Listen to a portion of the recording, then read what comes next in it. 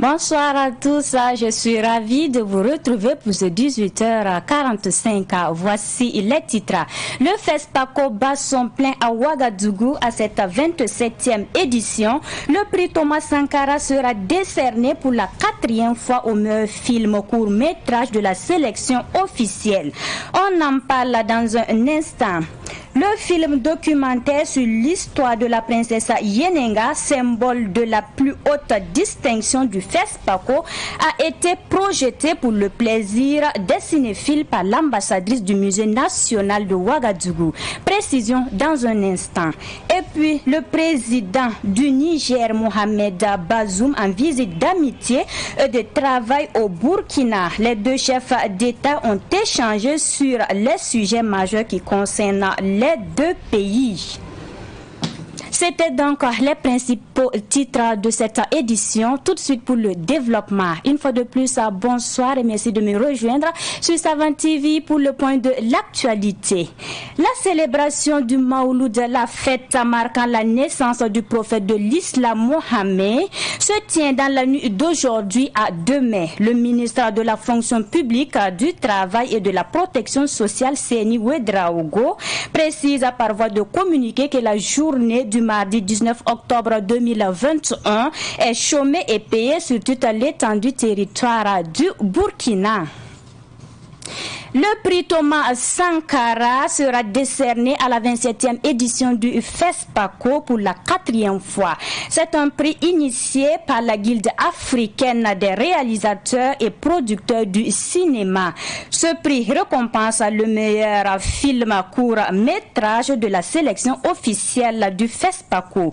Les initiateurs, en partenariat avec Canal+ Burkina, étaient en conférence de presse ce matin à Ouagadougou à l'Institut français. Issa Omar Atié nous fait le point.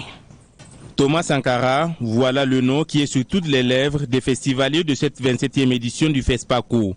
Comme à l'accoutumée depuis 2009, la Guilde africaine des réalisateurs et producteurs revient une fois de plus avec son prix dénommé Prix Thomas Sankara.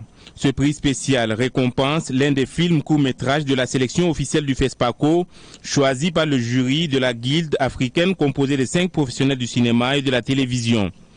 Le prix Thomas Sankara est destiné à récompenser un de films, cette année il y en a 18, un de films de la sélection officielle du FESPACO, la sélection court-métrage.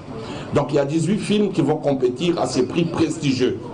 Nous ne cherchons pas un film révolutionnaire dans le sens sankariste. Nous cherchons un film d'excellence dans le sens de Thomas Sankara. Un film d'excellence, ça veut dire quoi? Que dans tous les départements, que ce soit dans l'esthétique technique, dans l'esthétique narrative, que ce soit dans l'esthétique visuelle ou dans la technique sonore, nous avons là un compartiment où tout s'emboîte avec maîtrise et avec à propos. Et le prix Thomas Sankara cherche à récompenser un film qui place l'humanisme au cœur de sa narrative, qui place l'homme au cœur de sa narrative. Le prix spécial et exceptionnel en partenariat avec Canal+ Burkina sera remis aux réalisateurs et aux producteurs du film primé lors de la nuit du court-métrage, qui est une soirée de rencontres et d'échanges entre les professionnels du 7e art. Canal+ Burkina, qui est un partenaire de ce prix, remettra l'enveloppe de 3 millions de francs CFA à l'organisation. Donc c'est donc avec beaucoup d'honneur que nous accompagnons le prix Thomas Sankara depuis sa création. Nous en sommes aujourd'hui à la 4e édition. Le prix Sankara est un prix qui récompense des courts-métrages, qui récompense des réalisatrices, des réalisateurs qui ont fait un excellent travail et qui vont porter des films qui vont aller très loin. Donc c'est pour Canal+ une grande fierté et c'est tout naturel pour nous d'être là. Et on remercie beaucoup tous ceux qui ont travaillé sur ce prix de nous avoir permis d'être à leur côté. La part contributive de Canal+, elle est de différents niveaux. Tout d'abord, la nuit du court-métrage se tiendra à Canal Olympia, dans notre salle de Yenenga. Nous remettons aussi l'argent du prix et puis nous accompagnons aussi dans une petite mesure l'ensemble de l'organisation de ce prix Thomas Sankara. Le jury du prix Thomas Sankara est composé d'un représentant du FESPACO, d'une personnalité de la société civile panafricaniste, d'un cinéaste burkinabé et de 2 cinéastes non burkinabés. Le rituel de libation pour cette 27e édition du FESPACO a été respecté du côté du rond-point des cinéastes. La Fédération panafricaine du cinéma a rendu hommage à plusieurs hommes et femmes du cinéma qui ont tiré leur révérence. Et pour ceux qui vivent à l'image du Sénégalais, Alain Gomez, double lauréat de l'étalon d'or du Yenenga, une statue a été érigée en son nom. Retour sur ce rituel d'hommage avec Pakisba Mariama Ouedraogo. De Samben Ousmane à Cheikh Omar Sissoko, la tradition de la cérémonie de libation se perpétue au rond-point des cinéastes. Dans la pure tradition africaine, le secrétaire général de la Fédération panafricaine du cinéma FEPACI rend hommage aux disparus. Ceux qui partent, on les honore d'abord pour leur inhumation, mais ensuite, régulièrement, on les honore. L'islam, la chrétienté sont venus, donc ils ont aussi leur façon de faire. Mais la tradition ancestrale est de verser un liquide par terre, et de demander vraiment aux ancêtres de bien accueillir ceux qui viennent de partir. Et ça, cette tradition-là, on l'a instaurée parce que des hommes et des femmes qui ont donné à l'Afrique dans le sens donc de montrer ces images, ces façons de vivre. La symbolique est très forte parce que ça montre à ceux qui sont encore là qu'ils ne seront jamais oubliés, que nous penserons à eux, que leurs œuvres non plus ne seront pas oubliées, mais que leurs images seront indéfectiblement donc rattachées à cette tradition-là. Savoir qu'on sera immortel, c'est l'autre fierté des cinéastes africains qui respectent, tous les 2 ans, le rendez-vous du FESPACO. À l'image du réalisateur sénégalais Alain Gomis, double lauréat de l'étalon d'or de Yenenga.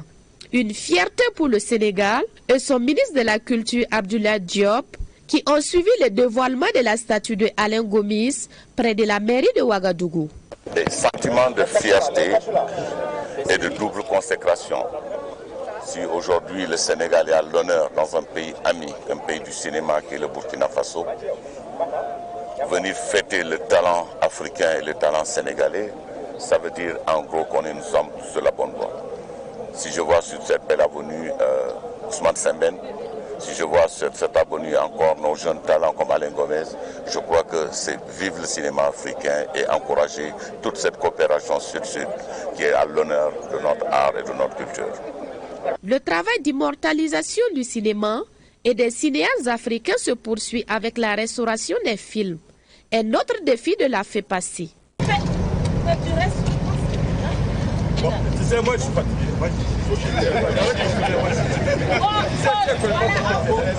Voilà, merci. Alors, on avance. La projection de films documentaires sur l'histoire de la princesse Yenenga, symbole de plus haute distinction du FESPACO, a été offerte aux festivaliers et visiteurs par l'ambassadrice du musée national Apolline Traoré. C'était au cours d'une soirée dénommée Alonto Musée, précision avec Daoudeya Miyogo. Percussions, danse chorégraphique, ballet ont ponctué la soirée.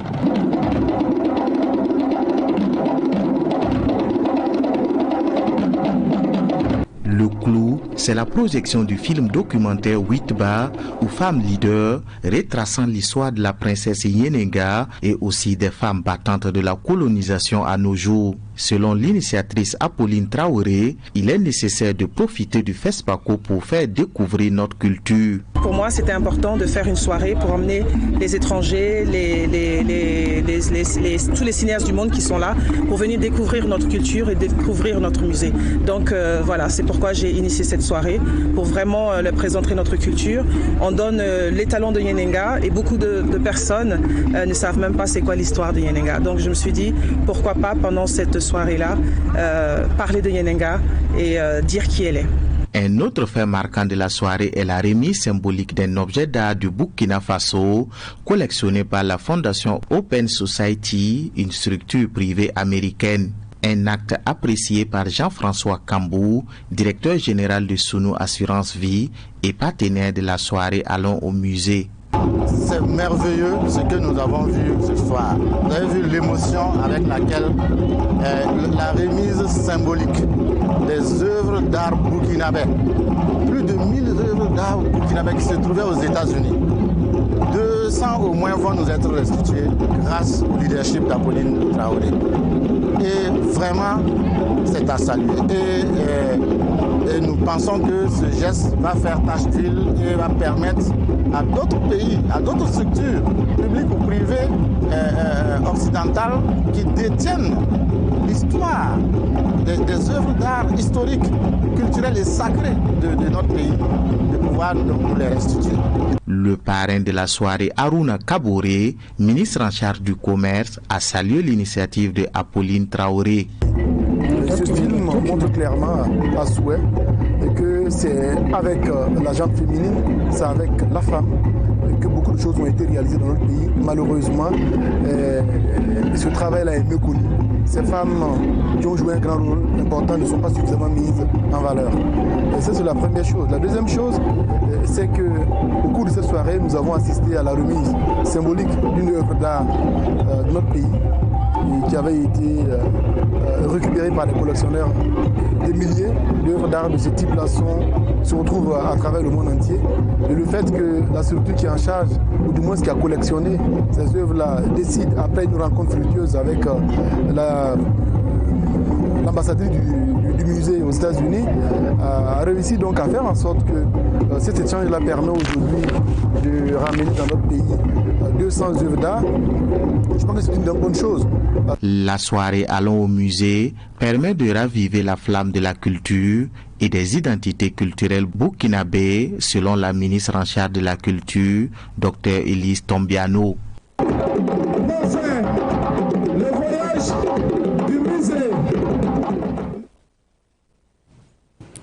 Le président de la République du Niger, Mohamed Bazoum, est à Ouagadougou depuis hier après-midi pour une visite d'amitié et de travail. Il a été accueilli à l'aéroport par le président du Faso. Des questions relatives à la coopération entre les deux États, à la sécurité et à l'intégration sous-régionale constituent les sujets d'échange entre les deux présidents. Le séjour du président nigérien a pris fin aujourd'hui. Notons que c'est la première visite au Burkina Faso du président Bazoum depuis son arrivée à la tête du Niger. Nous mettons le cap sur la région de l'Est. L'Office national d'identification ONI a lancé le jeudi dernier à Tawanbougou dans l'Est une opération massive de délivrance de cartes nationales d'identité burkinabé. Pour cette opération, l'ONI a pour but de permettre aux citoyens d'obtenir les documents d'identité et d'exercer leur droit de vote pour ce qui concerne les élections municipales de 2022. Précision avec Germaine Farama. C'est à Tawanbougou, localité située dans la commune de Fada, que l'ONI, l'Office national d'identification, a lancé son opération spéciale de délivrance massive de CNIB. Cette opération intervient dans le cadre de la révision du fichier électoral pour les élections municipales de 2022. Dans ce sens, 2000 CNIB ont été délivrés aux populations, dont 1000 CNIB offerts gratuitement grâce au Bureau régional pour l'Afrique de l'Ouest, USAIB. Les populations de Tawanbougou, sorties nombreuses, ont manifesté leur intérêt pour cette initiative. Nous sommes venus aujourd'hui pour faire la carte, parce que la carte nous aide à voyager. Sans la carte, on ne peut pas voyager. Je suis au matin ici parce que j'avais le carte d'identité qui m'a permis de bien voyager sans problème. Les autorités politiques de la localité disent être soulagées par cette opération de l'ONI qui va permettre à la population de Tawanbougou de jouir de tous ses droits civiques. Tawanbougou est une localité difficile d'accès, malgré que ce soit sur la RN4. Et les populations avaient du mal à venir au chef-lieu de la commune pour se faire établir donc la carte nationale d'identité. Et prendre cette initiative de venir jusqu'à Tawanbougou auprès des populations nous ne pouvons saluer que cela à sa juste valeur. Et vous avez constaté avec moi que les populations sont contentes parce qu'il y a très longtemps, les autorités administratives et politiques n'avaient pas foulé le sol de Tawalbougou. Vous savez que la carte d'identité, c'est un élément essentiel de liberté dans une zone donnée. Et c'est elle qui vous permet aussi de vous prévaloir de votre droit d'aller voter ou de ne pas voter. Donc pour moi, c'est une très grande opération, surtout dans cette zone d'insécurité où il y a beaucoup qui ont perdu, bien sûr, leurs pièces d'identité ou bien dont les pièces d'identité sont périmées et qui n'ont pas eu l'occasion de les renouveler. Donc c'est l'occasion encore renouvelée de dire bien merci au DG, au NI et à son personnel. Pour le DG de l'ONI, le choix de Tawalbougou, cette localité de la région de l'Est, en proie aux attaques terroristes, pour lancer cette opération d'absorption des demandes de CNIB, est un message de courage et de résilience. Au-delà de cette considération sécuritaire, il était normal pour nous, et au-delà de l'importance que revêt la carte d'identité en termes de vote, il était bon que nous donnions aussi ce signal-là et de résilience des populations de cette localité qui se donnent corps et âme nuit et jour pour satisfaire à leurs besoins vitaux et aussi participer à l'activité politique incarnée par les élections municipales que nous entrevoyons autour de mai 2022. Donc le contexte de la zone a été tel qu'il est bon que nous commençons tôt pour petitement, en fonction de l'évolution de la situation sécuritaire, toucher le maximum de zones, le maximum de villages, le maximum de communes, pour que lorsque la CENI va devoir se déployer sur le terrain, elle trouve déjà des populations détentrices des cartes nationales d'identité qui s'enrôleront sur la liste électorale. Les autorités présentes à Tawalbougou ont profité de l'occasion pour témoigner leur soutien à la population et les encourager à la solidarité et à la résilience face à l'insécurité dans la localité. Et à la suite de Tawalbougou, l'Office national d'identification s'est rendu dans la ville de Fada, toujours à l'est, pour la suite de son opération de délivrance massive de CNIB. Ce sont en particulier les élèves qui ont bénéficié à titre gracieux de CNIB à Fada. Précision toujours avec Germaine Farama. Après le lancement de l'opération spéciale de délivrance massive de CNIB à Tawalbougou, l'ONI a poursuivi son action dans les établissements scolaires de la commune de Fada. Près de 600 élèves ont bénéficié gracieusement de la CNIB. Je suis vraiment fier parce que le gouvernement a pris une décision pour le faire et c'est gratuitement pour tous les élèves. Et on est ravis aussi parce que dans tous les pays, bon, il paraît que si tu n'as pas un CNIB, tu ne peux pas te déplacer. Donc comme ça, dans tout le Burkina, on peut faire nos déplacements sans problème. Et si tu n'as pas de carte, parce que de nos jours on parle de l'insécurité aussi, tu ne peux pas être présenté comme un citoyen burkinabé. Ça va me permettre de voyager partout en sécurité, d'accomplir mes devoirs citoyens. Pour le proviseur du lycée Marie Ndiaye de Fada, cette initiative de l'ONI de permettre à tout élève en âge d'avoir ce document d'identification recommandé pendant les examens scolaires vient réduire leurs tâches administratives. Nous sommes très ravis puisque d'abord cette pièce, ce document qui est essentiel, elle amène aux élèves en sécurité. Ils peuvent circuler librement, et surtout par rapport aux examens. Voilà. En tout cas, c'est une pièce capitale dans la composition des dossiers de l'examen. Ça nous facilite la tâche. C'est une grosse épine qu'on enlève. Voilà. Donc, vraiment, nous sommes très contents. Voilà. Nous remercions l'ONI pour cette initiative. Avec cette campagne de proximité de l'ONI, 200 élèves déplacés internes ont pu obtenir des CNIB. Pour le DG de l'ONI, cette opération est un clin d'œil aux élèves déplacés, mais aussi une stratégie pour permettre aux élèves de la région de l'Est de bénéficier de CNIB sans se déplacer. Pour avoir la carte d'identité, ils sont obligés de se déplacer dans les centres de collecte de l'ONU ou dans les commissariats de district. Vous savez, en même temps que pour se déplacer, c'est aux heures de service et donc c'est aux heures de cours. Et donc ça perturbe un peu le déroulement scolaire pour ce qui les concerne. Ça perturbe la prise de cours par les élèves. C'est pourquoi nous avons voulu faire cette campagne de proximité en venant au sein des établissements scolaires pour que ça fatigue le moins possible les élèves en termes de déplacement ou que ça perturbe le moins possible le déroulement normal des cours dans les établissements. La communauté Rouga, cette association des éleveurs, était aussi bénéficiaire de cette opération de proximité de l'ONI. Les responsables des établissements scolaires de Fada ont par ailleurs invité les élèves à prendre soin de leur CNIB pour toute fin utile. Le personnel de la Banque commerciale du Burkina, BCB, a rendu hommage à l'ancien directeur Mahmoud Hamouda qui a tiré sa révérence. Il a dirigé la BCB pendant 8 ans et était l'un des meilleurs administrateurs. La cérémonie d'hommage a eu lieu hier au siège de la CBC en présence d'Abdoulaye Kinda. Ce sont des prières et des témoignages qui ont marqué la cérémonie d'hommage à Mahmoud Hamouda, ancien directeur général de 1997 à 2005 de la Banque commerciale du Burkina, BCB.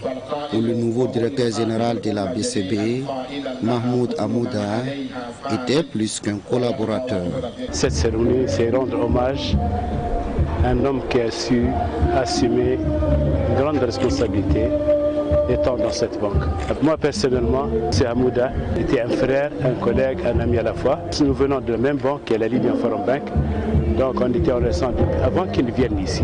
Et pendant qu'il est venu ici comme directeur central, moi-même j'étais administrateur et après vice-président du conseil universitaire. Donc on a travaillé, on était pendant plus de 8 ans, 9 ans ensemble tout le temps dans le travail. Parents, amis, collègues et connaissances étaient tous mobilisés pour la circonstance. Nous avons ouvert cette banque en 88 et je crois que c'est aux alentours de 94 que Mahmoud El Hadi Hamouda nous a rejoints et nous avons travaillé ensemble. Donc il était de mon devoir de venir ici témoigner pour ce qu'il a apporté à notre banque, pour ce qu'il a apporté au Burkina Faso. Et c'est vrai aussi que c'est quelqu'un qui a contribué à élargir le paysage bancaire du Burkina. Et à ce titre-là, le Burkina Faso lui est reconnaissant. Du changement de nom de Baliv à BCB, de l'informatisation de la banque, la construction du siège, de l'installation de la banque au niveau pratiquement des 3 premières banques en termes de résultats. Et au mois où il était toujours à la direction, c'est des choses qui montrent que c'est quelqu'un qui a su propulser cette banque à laquelle beaucoup de gens ne donnaient pas beaucoup d'années de vie, à être aujourd'hui la grande banque que vous connaissez. C'était un homme de défi, c'était un homme ambitieux, c'était quelqu'un qui aimait la réussite et en toutes circonstances, il tenait à cette réussite. Dans la vie, c'était quelqu'un aussi d'aimable et d'affable, capable d'action, de très grandes actions, en toute discrétion. Il a soutenu beaucoup de gens, sans tenir compte de la religion, sans tenir compte de l'ethnie. C'était un grand homme, un homme qui nous a donné envie de faire de la banque et de rester dans la banque. Aujourd'hui, je suis ce que je suis. Peut-être le DGA aussi dira ça avec moi. Nous sommes ce que nous sommes à cause de Hamouda, grâce à Hamouda et inspiré par Hamouda. C'est le 28 août dernier que Mahmoud Hamouda a été conduit à sa dernière demeure. Il est décédé à l'âge de 60 ans. Actualité sportive pour poursuivre. Panga Sport a remporté le samedi dernier sur le terrain de Saman-Bilin au secteur 7 dans l'arrondissement de Ouagadougou. La 3e édition de la Coupe Sanem Nabila Sanem, c'était face à l'équipe Kazassa Junior. Ruben Wilson Kodio. Ce tournoi de Maracana a démarré le 2 août dernier avec 24 équipes. Après les éliminatoires, les 2 meilleurs de la compétition, à savoir Kansas Junior et Panga Sport, se qualifient pour la finale. Une finale qui a enregistré 5 buts au total pour le bonheur du grand public qui a effectué le déplacement. Panga Sport, plus engagé, a finalement dominé son adversaire du jour par 3-2. Le coparrain de cette compétition félicite les 2 équipes finalistes. C'est véritablement avec une joie que mon coparrain et moi, nous sommes venus à cette cérémonie. Nous avons donné notre aval pour parrainer cette cérémonie. Parce que, comme les jeunes nous l'ont expliqué, s'agit d'une coupe Maracana qui a été organisée pour asseoir l'union et la cohésion sociale, asseoir l'union et la cohésion entre les jeunes et les personnes d'une certaine génération de ce quartier de Samambili, qui est un quartier traditionnel très connu, qui a un rôle important dans la chefferie traditionnelle. Donc c'est pour cette raison-là que nous sommes venus et nous sommes contents de ce qui s'est passé. Nous sommes contents d'avoir participé à honorer son excellence le Saman Bilnaba, ou si vous voulez le Saman Nabila Saman. Je crois que dans l'ensemble c'était un match équilibré. Comme tout match de football, il faut un vainqueur. Et je crois que c'est le vainqueur qui a gagné. C'est du sport et nous félicitons les deux équipes. Sinon, pour ma part, je pense que les deux équipes-là avaient pratiquement les mêmes forces. Mais il fallait quand même qu'une équipe gagne et ça s'est bien passé. Le Samanabila Sanem de Samabilin, parrain de cette compétition, est un homme satisfait. L'importance du Maracana, c'est le fait que les jeunes se sont réunis pour organiser la compétition dans l'entente et la cohésion. Et c'est notre souhait. Notons que ce tournoi de Maracana a été organisé par l'amicale des jeunes de Samabilin. Après une édition manquée en 2020 du fait de la suspension des différents championnats nationaux suite au Covid-19, la Nuit des champions pour sa 26e édition va se tenir le 23 octobre prochain à Ouagadougou sur le site du CIAO. L'association des journalistes sportifs du Burkina, structure initiative, a rencontré samedi dernier la presse pour en parler. Suivons le point des préparatifs avec le président de l'AJSB, Jérôme Tiendrebego, au micro de Ruben Wilson Kodio. Cette année, nous revenons encore plus fort, avec la ferme volonté de faire mieux que l'édition passée pour magnifier davantage l'excellence sportive. Pour ce faire, le budget de la 26e Nuit des champions AJSB est chiffré à 39 millions de francs CFA. À une semaine de cette manifestation, le budget n'est toujours pas bouclé. Je le dis avec le partenaire à ma droite, avec bien sûr le soutien inconditionnel du parrain, M. Idrissa Nassa, et toutes ces bonnes volontés en tout cas qui nous soutiennent pour que nous puissions y arriver. Cette année, on a 31 champions qui seront célébrés lors de cette 26e Nuit des champions. En marge de la célébration des champions, la JSB distinguera également des personnalités physiques et morales, dont la Fédération burkinabé d'athlétisme, Madame Rolande Boro, présidente de la Fédération burkinabé de rugby, Monsieur Christophe Ivanov, député suisse, et Madame Mawa Zongrana Soulama, présidente de Makafa Vélo Club. Au rang des invités d'honneur, nous aurons Hugues Fabrice Zango, Iron Bibi, recordman du monde au log lift, et Laetitia Bambara, ancienne championne au lancer du marteau aux Jeux africains Brazzaville 2015 et Rabat 2019. C'est la fin de ce journal. Merci de l'avoir suivi. Merci de votre fidélité. Je vous dis demain à la même heure. Portez-vous bien.